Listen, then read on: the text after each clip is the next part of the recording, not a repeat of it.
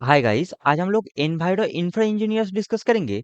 Enviro infra engineers के ऊपर बहुत सारे सब्सक्राइबर भाइयों का रिक्वेस्ट था कि मैं एक एनालिसिस वीडियो लेके आऊं। सो देखिए, अभी करंट मार्केट प्राइस है 268। अगर इसके लेफ्ट साइड में देखें, यहाँ पे एक लोअर पॉइंट है 233, और इसके लेफ्ट साइड में, ये लोअर पॉइंट के लेफ्ट साइड में अगर मैं मार्किंग करके दिखाऊं, अभी करंट मार्केट प्राइस यहाँ पे है।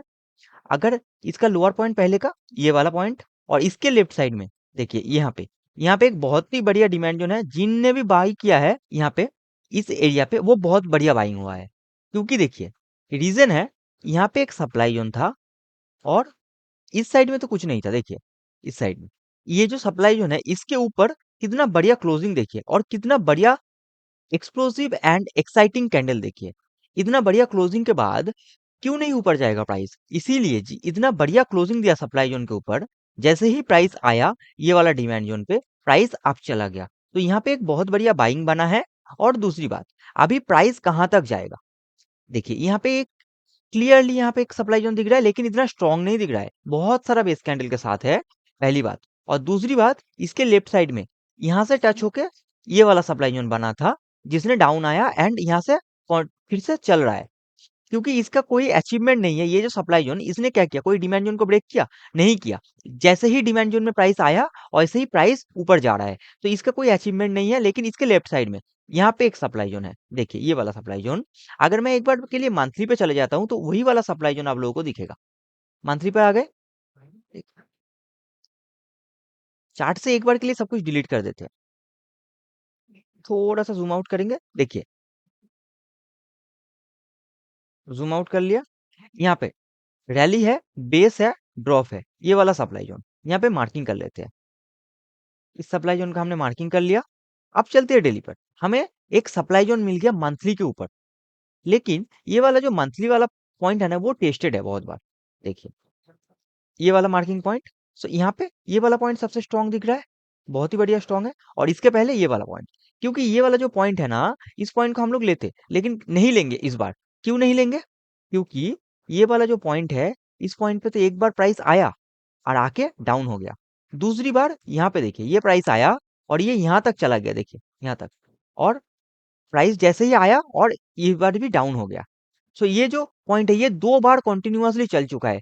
तो तीसरी बार हम लोग ये एक्सपेक्ट कर रहे हैं कि ये वाला एरिया टूट जाए और ऊपर चला जाए प्राइस। सो उसके लिए हम लोग क्या करेंगे? यहाँ पे इस एरिया को ही लेंगे दोबारा। इस एरिया पे एक बार प्राइस आया है, लेकिन दोबारा आ सकता है प्राइस। हम लोग यहाँ पे मार्किंग करेंगे, सब कुछ डिलीट कर देते चार्ट से, और मार्किंग कर लेते हैं। हॉरिजॉन्टल रेस है, यहाँ पे रखेंगे अपना टारगेट 309।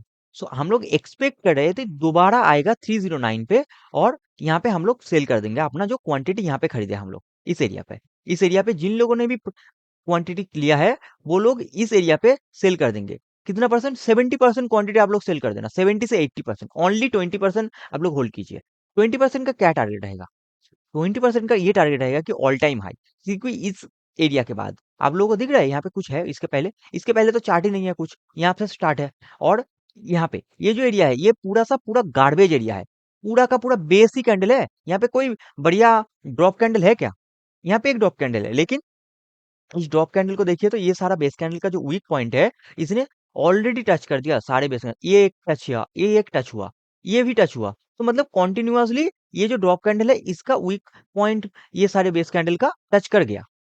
तो इसीलिए हम लोग ये जो एरिया है, इसको बहुत स्ट्रांग नहीं मानते। इसीलिए आप लोग क्या करना, 20% होल्ड कर देना, जो भी क्वांटिटी बाइंग किए हो आप यहाँ पे। और जिन लोगों ने बाइंग नहीं किया अभी तक, वो लोग अभी और बाइंग मत कीजिए यहाँ पे।